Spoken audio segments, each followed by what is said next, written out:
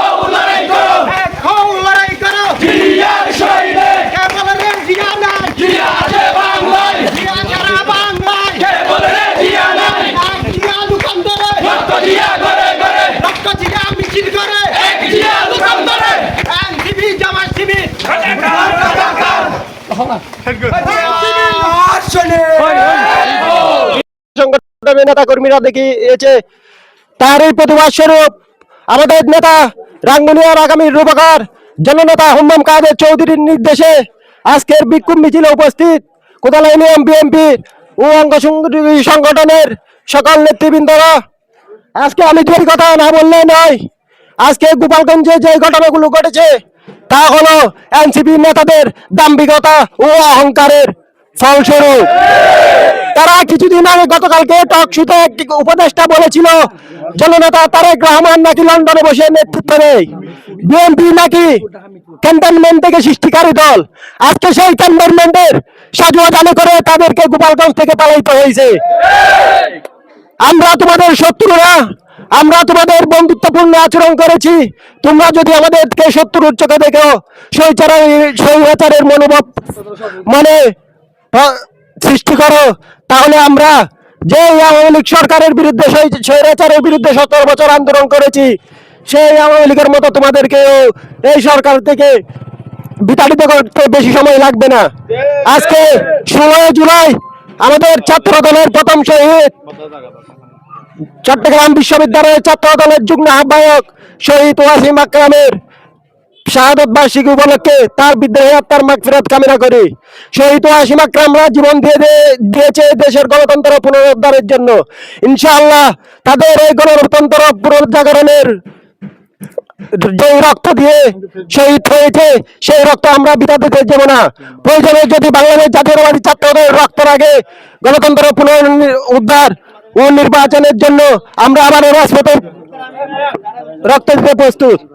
আমি এই বলে আমার বক্তব্য এখানে সমাপ্তি ঘোষণা করছি।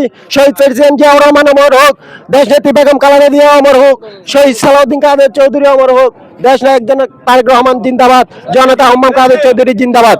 তারেক রহমান সাহেবের বিরুদ্ধে কটূক্তি করার প্রতিবাদে বারাকুদা ইউনিয়ন বিএনপি ও সহযোগী সংগঠনের নেতৃবৃন্দরা আজকের এই বিক্ষোভ মিছিল ও বিক্ষোভ সমাবেশ মিছিল প্রদক্ষিণ করে বারাকুদা ইউনিয়নের অলিতে গলিতে মিছিল প্রদক্ষিণ করে আজকে সকল নেতা কর্মীদেরকে আমি আমার অন্তরস্থল থেকে সম্প্রীতি ও জিয়াই শুভেচ্ছা নিবেদন করেছি। আমরা সকল নেতা কর্মী, বিএনপির সকল নেতা কর্মী ঐক্যবদ্ধ হয়ে আগামী দিনে যদি আমাদের নেতা তারেক রহমানের বিরুদ্ধে যদি কেউ যদি কটূক্তি করে, আমরা বিএনপির সকল নেতা কর্মী ঐক্যবদ্ধ হয়ে তাদেরকে প্রতিহত করবো, এই বাংলার মাটি থেকে বিতাড়িত করবো। তাই আমি সকল নেতা কর্মীদেরকে ঐক্যবদ্ধ হয়ে থাকার জন্য, ঐক্যবদ্ধ হয়ে কাজ করার জন্য আহ্বান রেখে আমি আমার সংক্ষিপ্ত বক্তব্যকে ইতি কামনা করছি। এমন বিএনপির নির্বাহী ভিতরে লাগাচ্ছেন, ভিতরে আপনারা আমাদেরকে আমাদেরকে বিভক্ত শুরু করছেন, এগুলো আমরা একমত হলাম না। এবং কোদালা ইউনিয়নের মধ্যে আমরা সবাই ঐক্যবদ্ধ হয়ে কাজ করার জন্য সকলের কাছে আমি বিনীত অনুরোধ করছি। কিন্তু এখানে আরো একটা কথা আছে, আমরা এখানে গ্রুপিং রাজনীতির মধ্যে আজকে এতগুলি সমস্যা হচ্ছে, শুধু কাউকে মূল্যায়ন না করে। যাই হোক, আমি ঘটনা আরো লম্বা আমি বলতে চাই না, আগামীতে সুযোগ পেলে বলবো, এই বলে আমি আমার বক্তব্য শেষ করলাম।